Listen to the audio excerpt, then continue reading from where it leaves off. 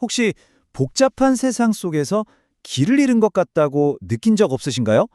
오늘은요, 2500년 전의 고전, 바로 논어에서 우리 삶의 방향을 딱 알려줄 변치 않는 인생 내비게이션을 함께 찾아보려고 합니다. 모든 건 공자의 제자 번지의 이 한마디 질문에서 시작됩니다. 스승님, 인이란 대체 무엇입니까? 여러분, 이건 단순히 오래된 물음이 아니에요. 어쩌면 오늘날 우리 모두가 마음속 깊이 품고 있는 그런 근본적인 질문 아닐까요? 만약 여러분이 공자였다면 이 깊고도 어려운 질문에 어떻게 답하셨을 것 같으세요? 잠시 한번 생각해 보시죠.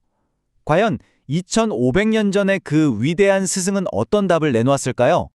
네, 그럼 먼저 이 영원한 질문 자체에 대해 조금만 더 깊이 들어가 볼게요.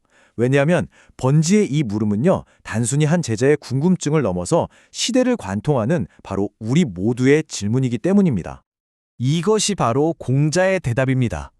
일상에서는 공손하고, 일을 할 때는 신중하며, 사람을 대할 때는 충실해야 한다. 설령 오랑캐의 땅에 가더라도 이 원칙들을 절대로 버려서는 안 된다.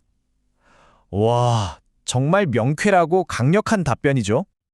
자, 이 놀라운 답변 속에 숨겨진 세 가지 핵심 원칙. 과연 공자는 우리에게 정확히 무엇을 말하고 싶었던 걸까요? 지금부터 그 의미를 하나씩 파헤쳐 보겠습니다. 바로 거초공, 집사경, 여인충입니다. 이게 뭐 어려운 철학 얘기가 아니에요. 아주 구체적인 삶의 지침이죠. 혼자 있을 때, 일할 때, 그리고 다른 사람과 함께 있을 때. 그러니까 우리 삶의 모든 순간을 아우르는 원칙인 셈입니다. 그런데 말이죠. 이런 원칙들 정말 현실에서도 통할까요? 이론은 참 훌륭한데 진짜 위기의 순간에도 힘을 발휘할 수 있을까요? 자, 이 지혜가 시험대에 오르는 한 편의 이야기를 같이 따라가 보시죠. 이야기는요, 위기에 빠진 한 나라에서 시작됩니다. 정공이 다스리는 나라인데요. 안으로는 백성들의 신뢰가 완전히 무너졌고 밖으로는 적들의 위협이 거세지고 있는 그야말로 총체적 난국에 빠진 상황입니다. 군주인 정공은 깊은 절망에 빠져서 이렇게 탄식합니다. 도대체 어찌해야 하는가? 어떻게 해야 나의 이 진심, 나의 성의를 백성들에게 보여줄 수 있단 말인가? 리더의 고뇌가 그대로 느껴지는 대목이죠. 바로 그때 공자의 또 다른 제자인 현명한 안회가 나섭니다.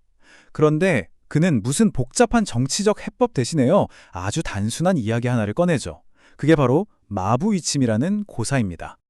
마부이침, 글자 그대로 도끼를 갈아서 바늘을 만든다는 뜻입니다. 이게 무슨 말이겠어요?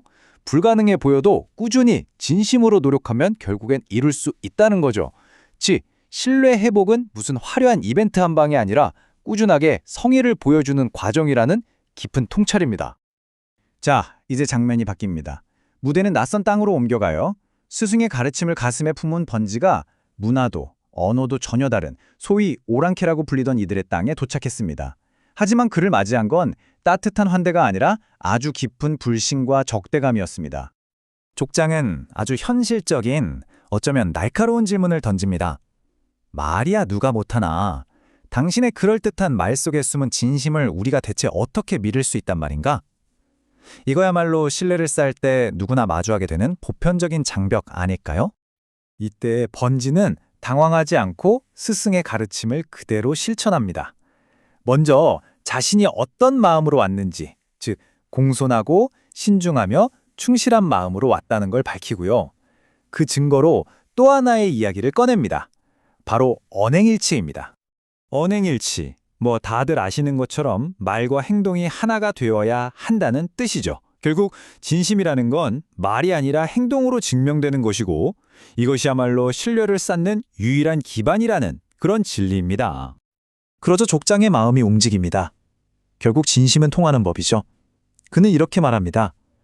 당신의 행동이 당신의 말과 똑같이 성실하다면 우리가 당신을 믿지 않을 이유가 없소.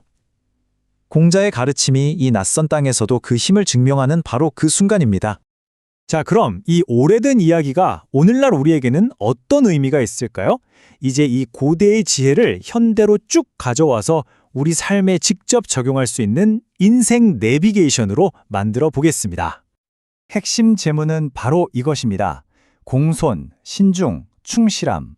어떻게 보면 이토록 단순해 보이는 원칙들이 왜 2500년이라는 어마어마한 시간과 전혀 다른 문화적 배경을 훌쩍 뛰어넘어서 보편적인 힘을 갖는 걸까요?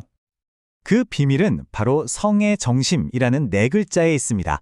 모든 행동의 뿌리가 되는 진실된 마음이죠.